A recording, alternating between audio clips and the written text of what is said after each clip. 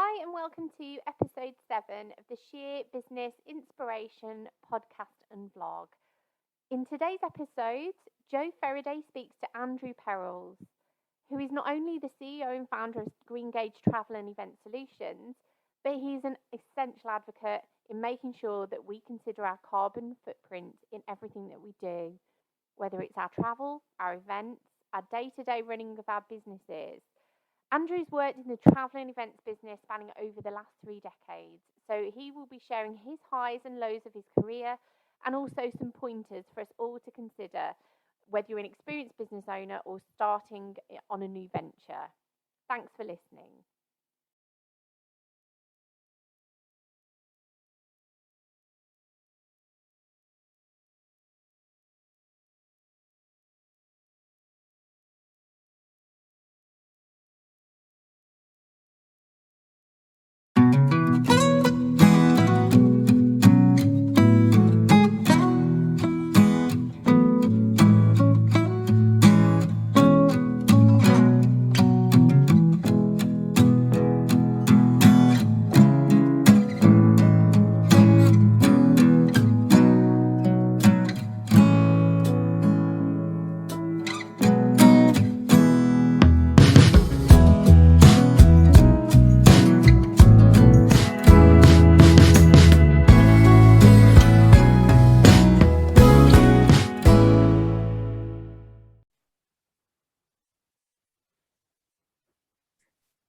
Hi everyone, and welcome to today's special guest, which is Andrew Perolls.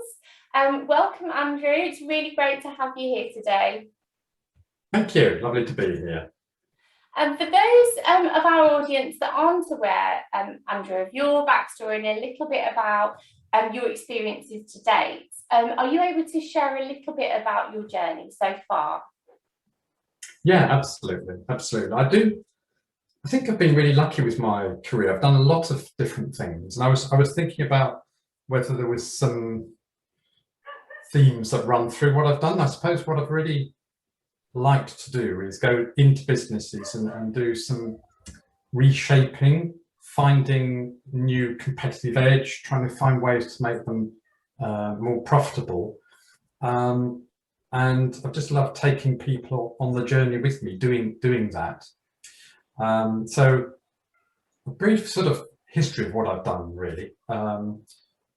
The first thing was, I suppose you could call it quite a sparkling first job. I was working for Schweppes. Okay.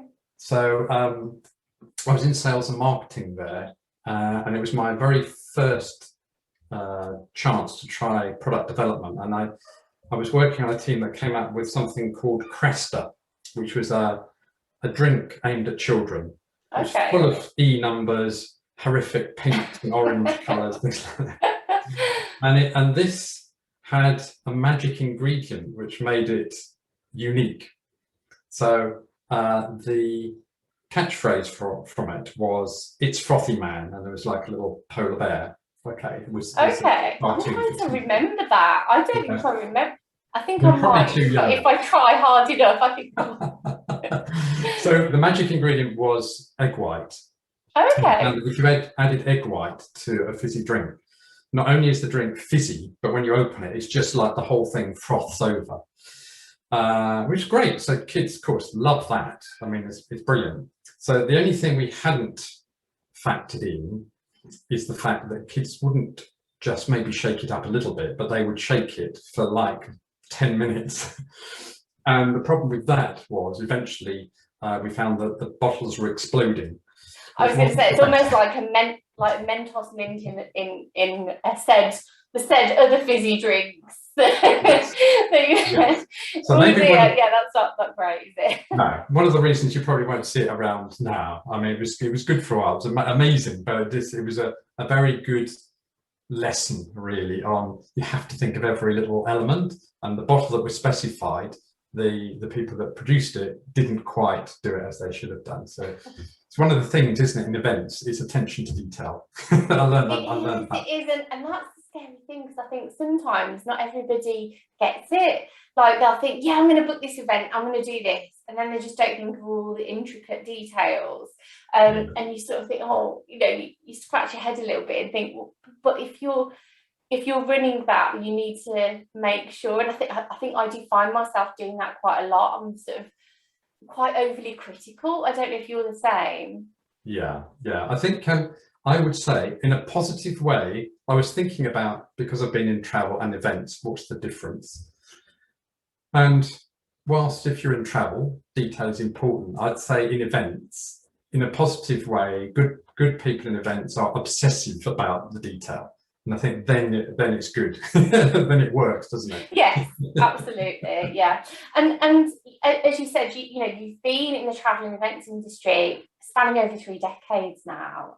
So other than the said drinks situation, what would you say has been the biggest learning curve for you to date? Well, I mean, I've been in travel and events since, well, how long? About 20 years, I suppose. And the first bit of that was corporate travel, and then the next bit was events. So I was kind of thinking, well, what were the learning curves? What's changed at that time, I suppose? So I'd say in travel, the main differences, I'd say cost is much more important now. It's very procurement led. Yeah. Of course, technology is really important. Yeah. And to an extent, it's made everything more efficient, but then there's less people in the industry. So it's arguable about whether that's a good thing or not. I think travellers have become much better informed and empowered as well, because everybody has access to a laptop or an iPhone, and they can look at booking.com or anything like that. Everybody's now become an expert. So yeah, travel management companies have to keep one step ahead, I think, much more now. I think well-being and sustainability have come in as really important. I think we'll probably talk a little bit more about that.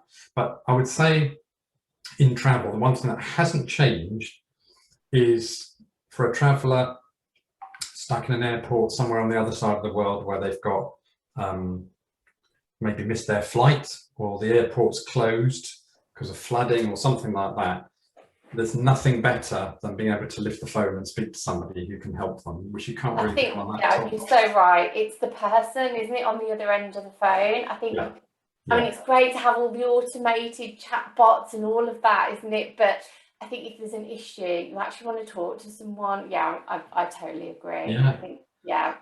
And so when I came into events, into the event world from travel, I found it was very different, and there's a lot of travel management companies that have an event part, but normally they don't really understand each other because it is a bit of a different world. I suppose that what's really nice is, whereas travel, it's very easy to make it into a bit of a commodity. You can make it something you just click on to book. When it comes to events, whilst venue finding, there's a lot of technology around that, still it's a very, very people industry. It's totally reliant on that, which is great, because I think when you look at the attributes of successful people in this industry, attention to detail, as you say, that's one of the things. But it's also just building trust, because from what I found going into the industry, you have customers, and one of their biggest fears is things are going to go wrong. And they're going to be sort of the scapegoat for it. So that they really, really want somebody they can trust, and so therefore, if you're able to build a trust with customers, that makes a real huge difference. And I think what I've also found is just that imagination and creativity, which is in this industry. And having been in all kinds of things, insurance, stuff like that, you don't get that there. And people are just nice. You don't know, you're right there. Yeah, I've worked for an insurance and sort of consultative company, and as creative as you want to try and make it, doesn't. Yeah, you can't really. And I think for me, the other thing about the event side of things is, you're taking your client's brief, and whilst some events are similar, what that client's end goal, their end vision is is never the same as the next person. So I think it's always fresh and new, and as long as you understand that, that's the beauty of it, isn't it? That's what I love about working in the industry.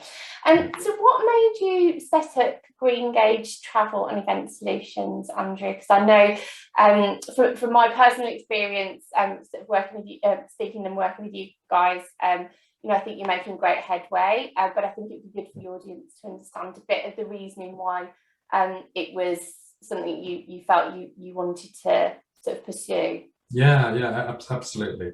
So, I really, it was probably a couple of years ago when I really began to realize what a huge problem it is, the climate change and all of these, the sustainable issues that are going on in the world.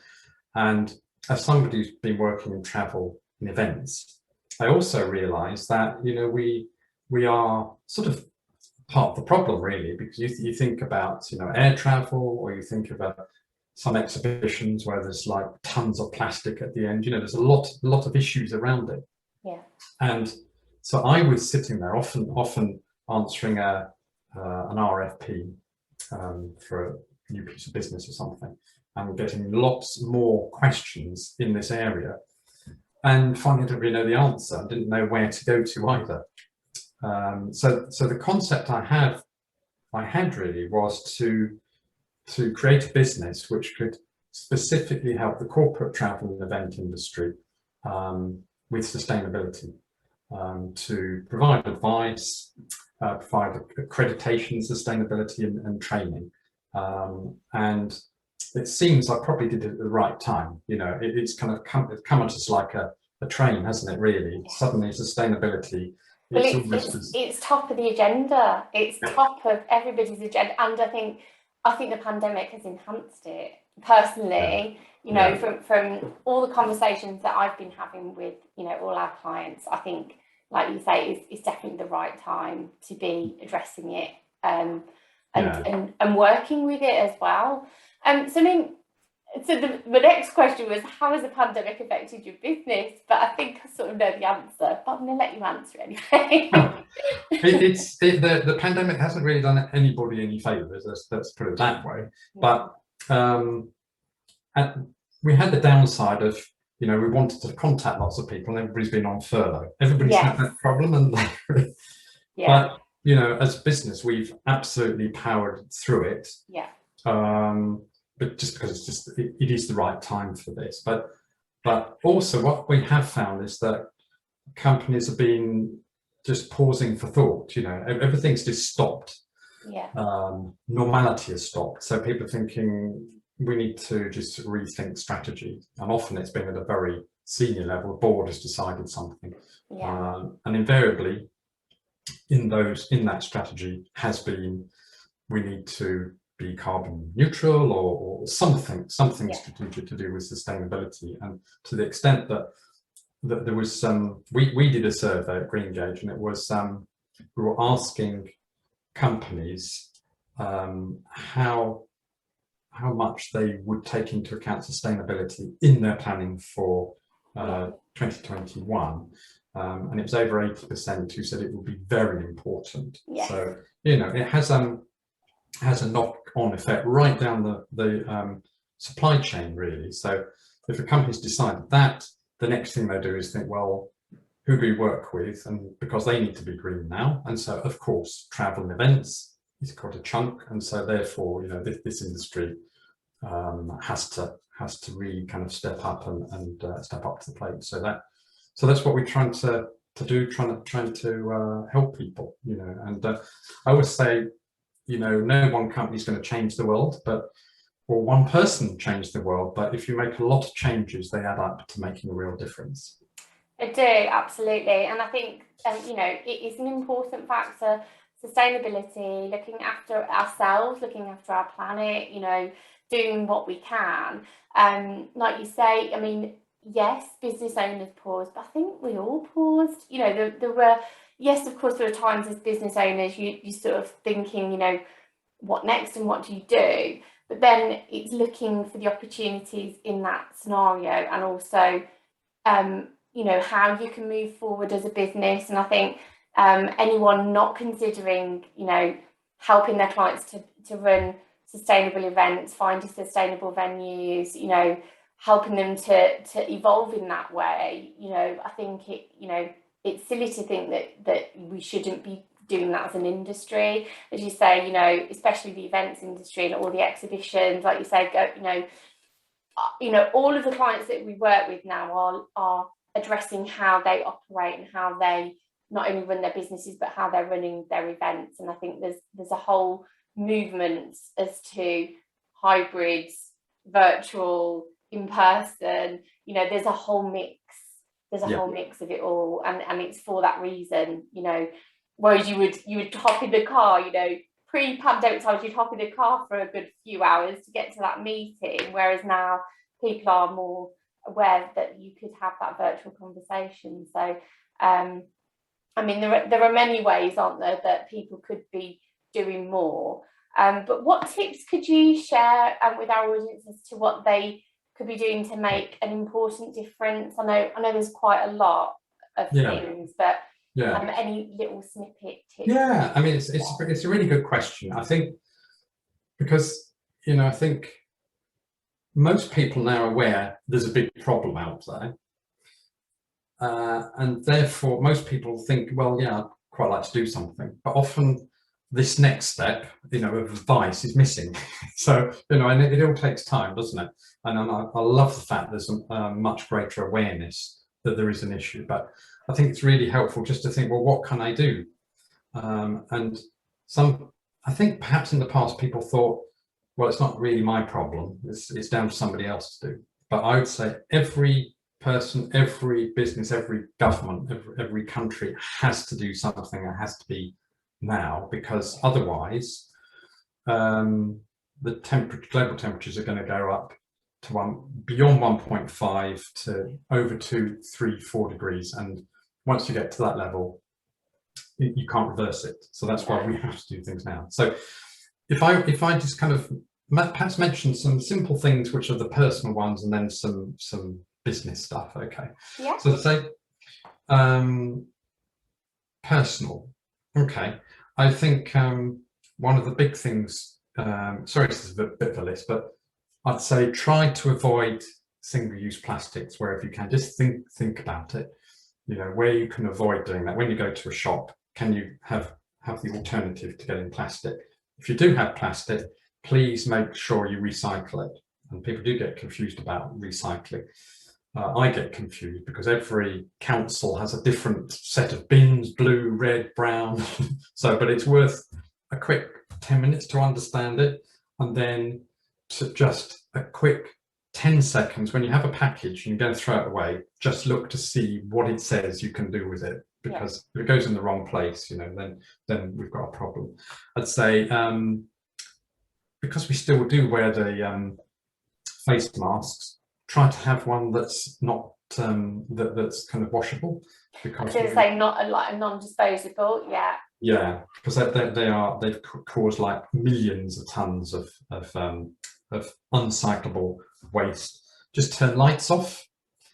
When it's a bit colder, turn the temperature down to 19 to 20 degrees instead of 21 degrees, and it's reckoned every 1%, you could save about 8% on your bill, so that's good.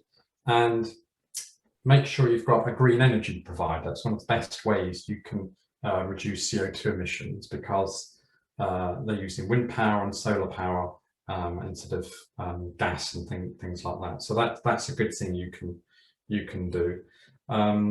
Couple of others: make sure you've got LED lights at home. They save huge cost and energy as well. And I guess one of the things, one of the biggest causes of emissions is travel. So whether that be, jumping in the car to pop down to the shops when you could try and do it a different way, or do it once rather than twice. Tomorrow I'm up in London and I'm going to try one of the electric scooters to get around. Oh, you should film that, Andrew. Yes, I might do that. I think they're a great idea, definitely. Yeah. It is. I'll try. just try and just think differently, really. And of course, traveling by air, unfortunately, it does create a lot of emissions. And of course, in the air, the plane is supercharging the CO2 straight into the atmosphere, so it's not good. So it's one of the things we've all had to cut down, but I will cut down on long haul air, because it's tons of emissions going up there. So there's some things from a personal point of view. I think businesses need to kind of really think this through, have a strategy, and decide what's the target. And the target could be, well, the government says everybody must be carbon net zero by 2050. Let's get there by 2030, and then you can start to work things back from a target. I'd say in any organisation, have a person or a group like a green team. I've had 100% success of people really buying into that. Everybody's got ideas. It's interesting, it's creative, affects everybody. So I think that's a really good thing to do. So, and in a company, you only have to look around if you've got an office and think, how eco-friendly is this? And it's one of the things we do with Greengage, the EcoSmart accreditation, is kind of just look at an office and explain how you can save money and save emissions, have less waste and that sort of thing.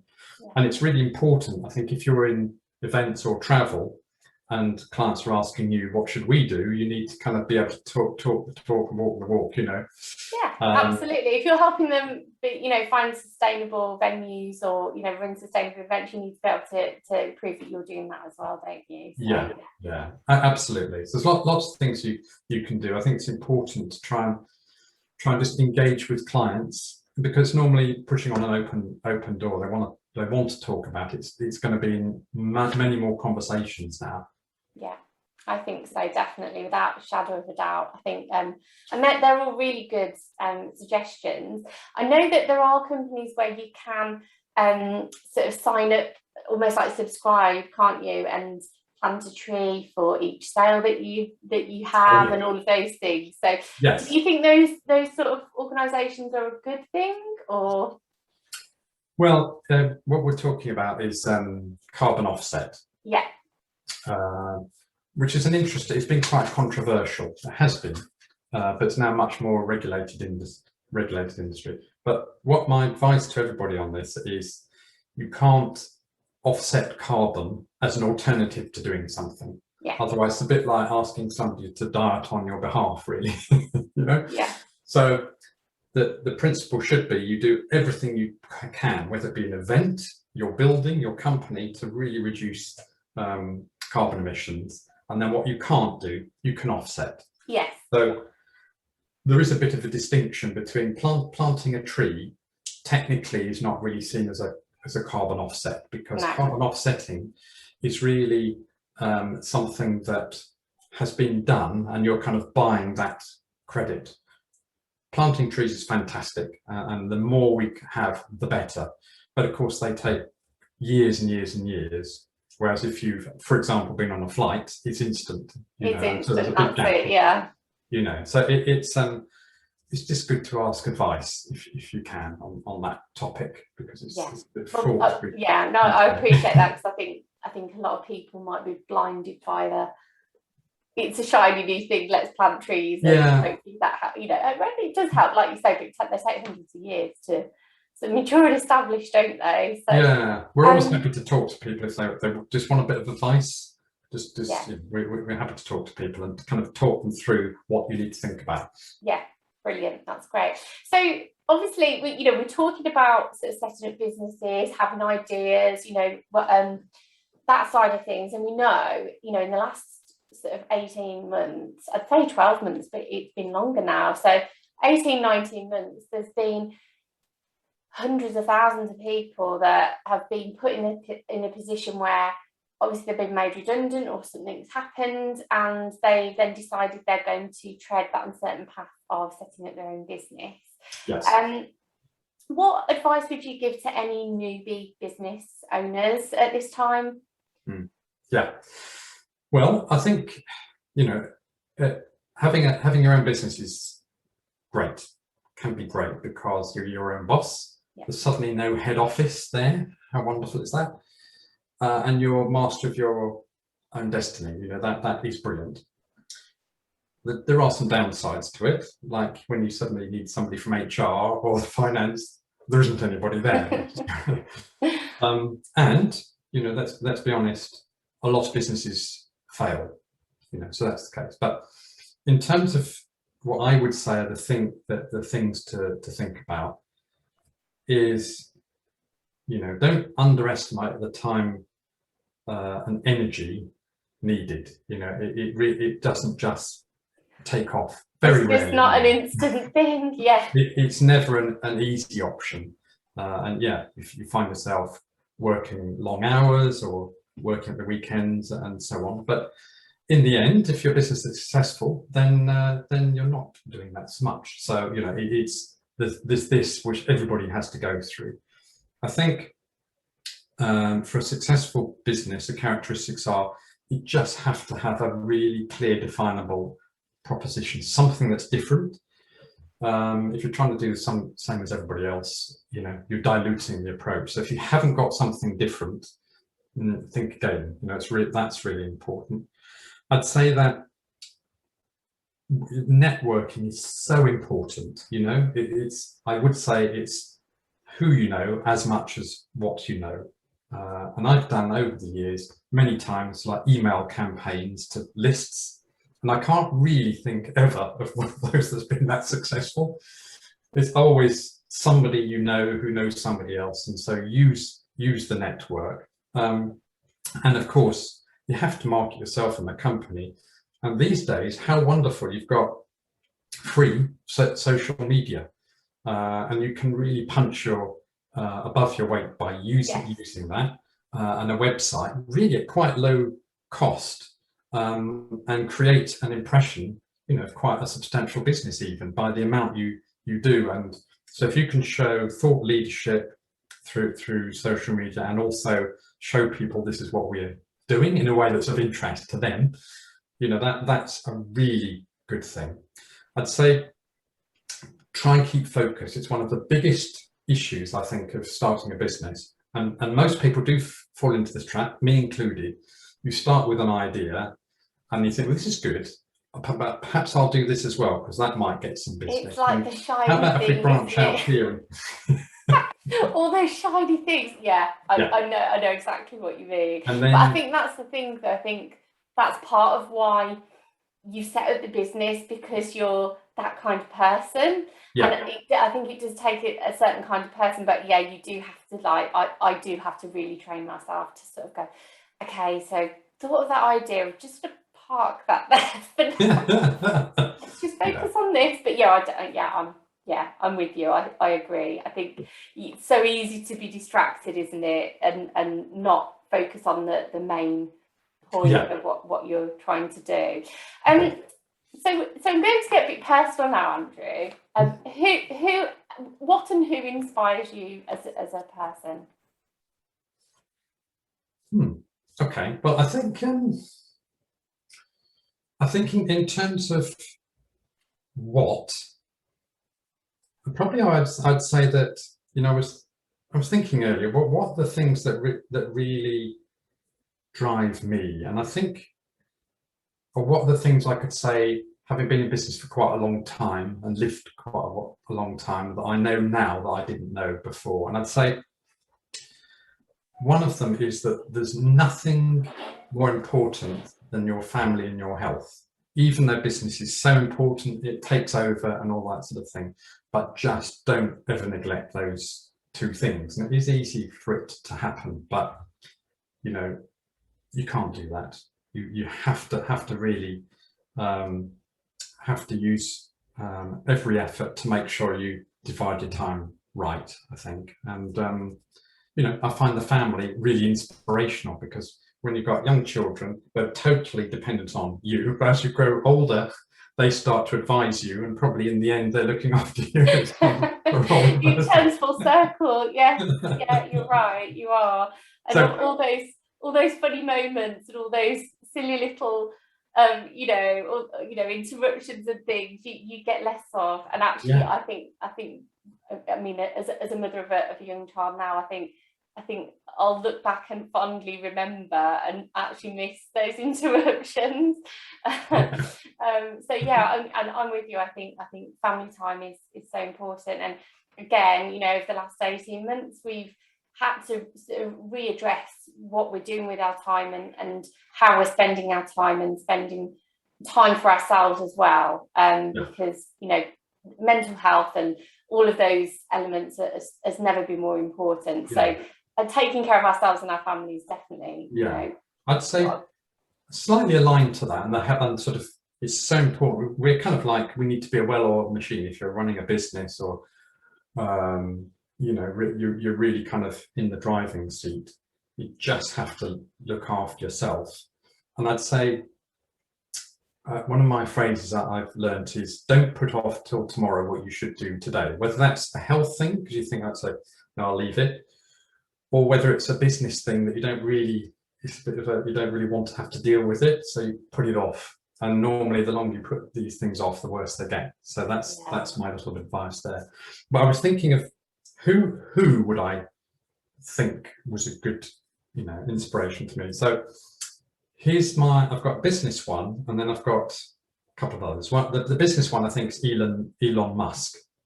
Now, he does. Good one. I've got to say, he does have some reputation in terms of his management style and so on. So let's put that to one side. But I'm a firm believer in making things happen. If you really, really want to make things happen, in most cases you can, if you really, really want it. And the examples I'm going to give you are people that do that. And so Elon, he's kind of just made a career of exactly that. He sold PayPal, which is his first enterprise, sold it for 1.5 billion, set up Tesla cars, then thought, well, it'd be quite nice, why don't I have rockets which I rent out to NASA to supply the space station, but instead of the rockets kind of falling into the sea, what if they could come back down again and land? So it's like, doesn't matter, there's no bounds to this. Whatever you can think of is possible. So I just love that about what he's done, and from a sustainability point of view, of course, what he's done with electric cars is incredible. It's made all of the rest of the industries sit up, and now he's kind of one of the top 3 most biggest value automotive companies in the world. From a standing start not very long ago at all. So the other couple of people I must mention, they're quite topical really, is from the Olympics, Beth Shriver, the BMX gold medal winner, fantastic person who kind of suffered a bit because the UK sport decided that only male would be supported for the Olympics, not female. That seems incredible, but anyway, so she had to self-fund this and self-fund her way to the Olympics, and worked in a Mexican restaurant and did all kinds of stuff. And that, to me, in quite a short time, she made a real difference. And it's lovely when you can do something and you see the results of what you've done. And then probably the most recent one, Sky Brown, the 13-year-old who got a bronze in skateboarding, youngest ever UK medal winner, who only a year ago had a terrible accident, cracked her skull, broke her arm, her wrist, lacerated her lungs and heart, and yet there she is on the medal. Just getting a bronze medal, by the way.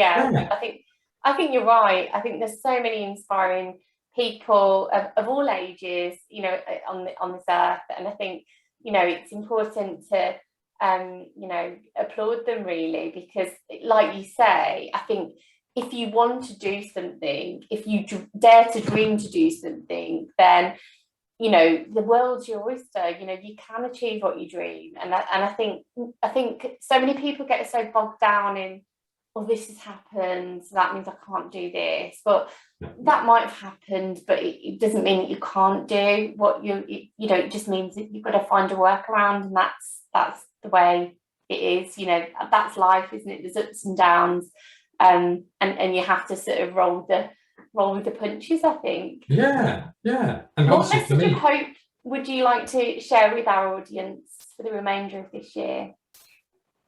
Well, I suppose, first of all, looking forward seems better than probably what we're looking back at.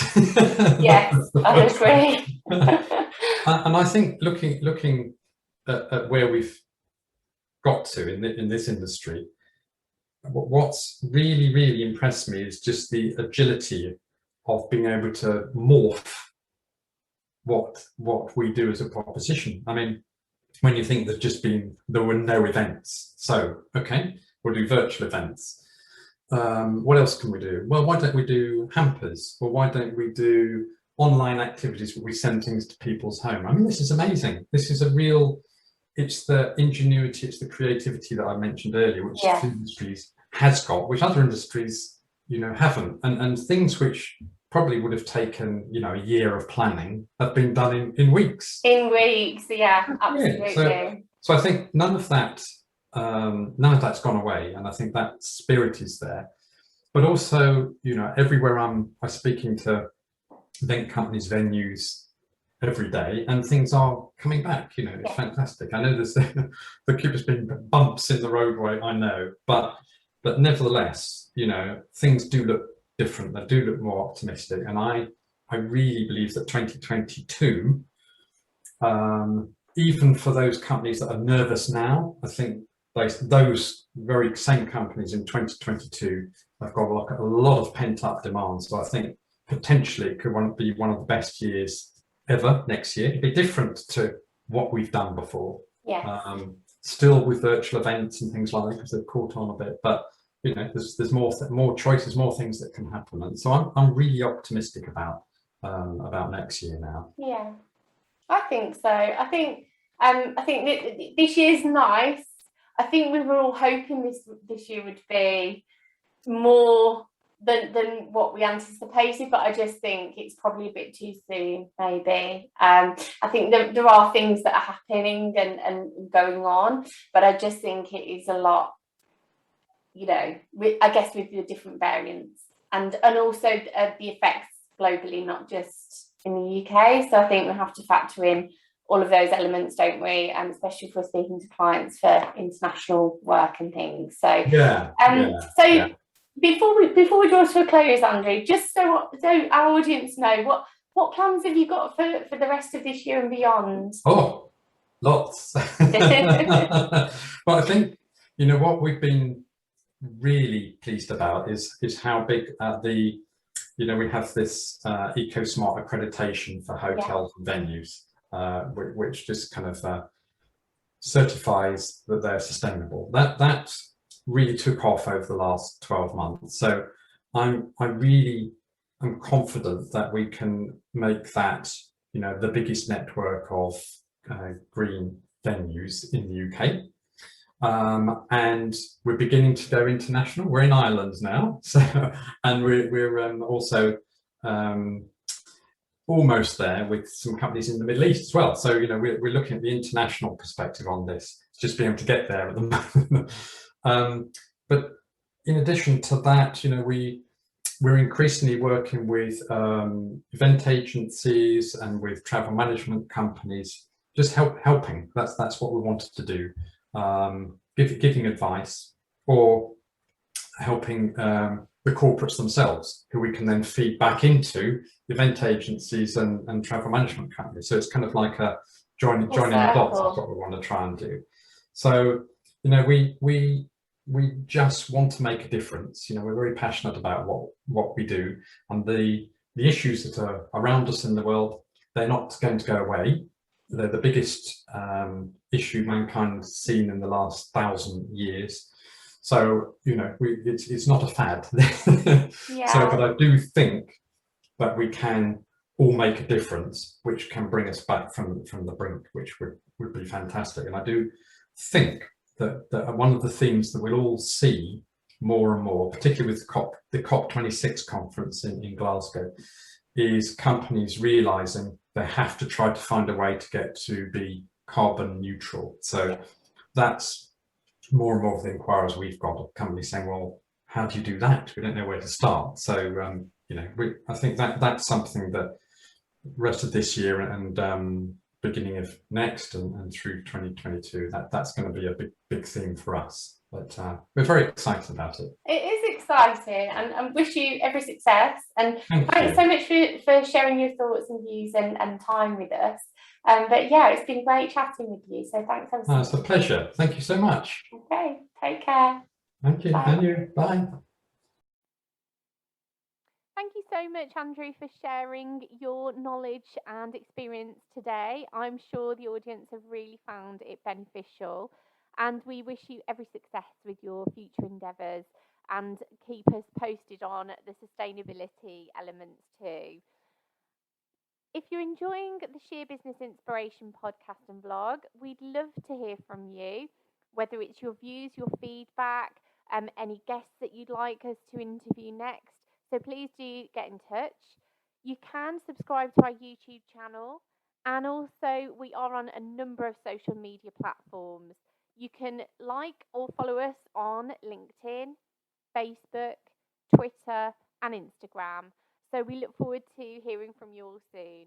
Thanks for listening.